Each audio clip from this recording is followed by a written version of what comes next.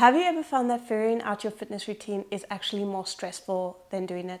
Like what to eat, what workout to try, it just all gets too much. In today's video, I'm going to show you my 4-step system to take the overwhelm out of it. This system is going to simplify your choices, getting rid of that mental load. It's going to be adaptable because life is chaos, and also it's going to allow you to build up consistency so that you can make your fitness routine something that you actually stick to, which is something that you want to do. That's why you clicked on this video. And if you don't know me, hi, I'm Melissa, a Pilates instructor and mom of 2. I know what it's like to have to juggle your health and fitness goals with work responsibilities, family life, and so on and so forth. It is a juggle, and I know how overwhelming it can be to prioritize your own health when you have so much going on. There's just never enough time in a day.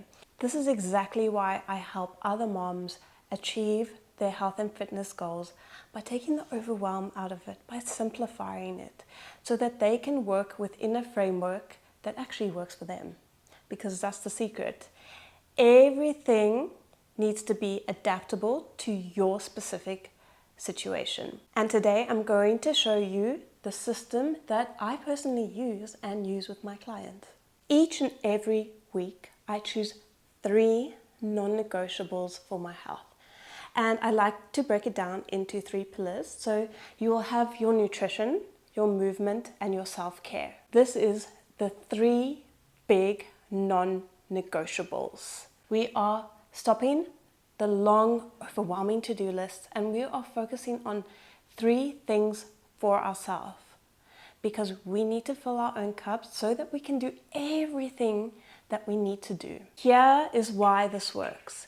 Focusing on just 3 things means that you can laser focus on what you actually need to be doing to be able to thrive instead of just survive. Because when you focus on everything at once, that leads to procrastination and burnout.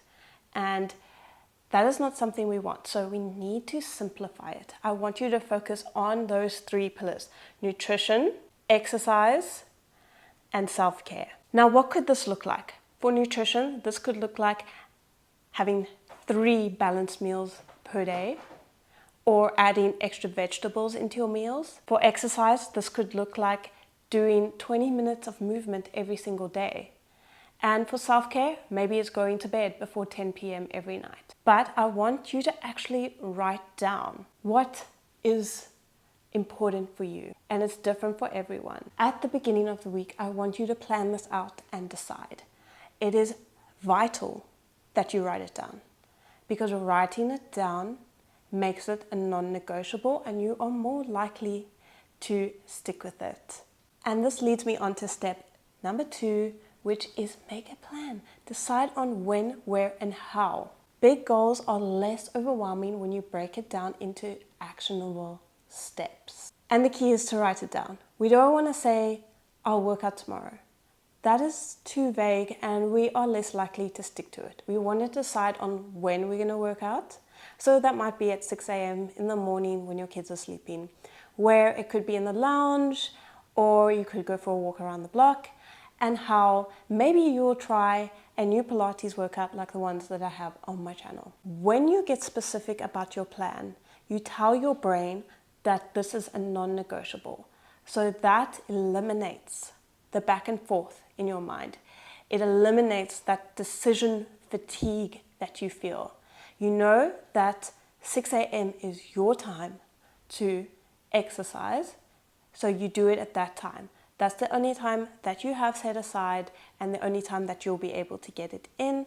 You'll be more likely to do it if you write it down and you actually make actionable steps. Let's talk about step 3, and that's actually doing the reps. This is unglamorous, this is boring, this is tedious.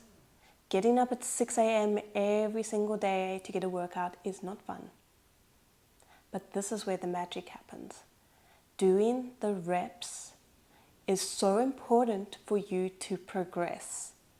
And you need to learn okay, I know this is hard, and I know it's going to be hard, and I'm not going to want to do it, but I'm going to do it anyway. By accepting that these tasks won't always be fun, you are actually lowering the resistance in your mind. This means that you don't necessarily need to rely on motivation to get you going. You know it's going to be hard, I'm not going to want to do it, but I'm going to do it anyway. You've made that commitment, and now you've just got to put in the reps and keep on going. Yes, meal planning can feel like a chore some days. Waking up early to get a workout in winter is not something everyone wants to do. And eating vegetables when you're actually feeling like McDonald's down the road can feel like a drag. But guess what? Doing the reps is where the transformation happens. There is no way around it. No one is successful by doing something once or twice. They are successful by doing it over and over and over again. This is what makes someone successful. So if you want to be successful in your health and your fitness journey, you have to do the reps. You have to do the boring stuff. The magic isn't in sudden bursts of energy. It's in the consistent day-to-day habits that you form. And this is something that I have created a whole course about it, that I help moms to implement healthy habits even when they are too busy to even blink. Being a mom, putting in the reps every single day when you are exhausted, this is where you need to form habits. Think of it like building a house. Each brick that you lay seems small and insignificant, but over time it builds a solid foundation. I want you to view those reps that you're doing as a brick. That's your little brick that you are laying down to build a solid foundation to build your house on top of. You can't have health if you don't have a solid foundation of the habits that you build every single day. Say, I really don't feel like meal prepping today or getting out of bed to exercise. I want you to try this little hack of the 5-second rule.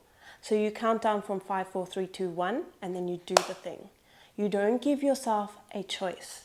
You don't give yourself the time to talk yourself out of it. You count 5, 4, 3, 2, 1, get up and you do your thing. This is something that might help you to actually just get things done.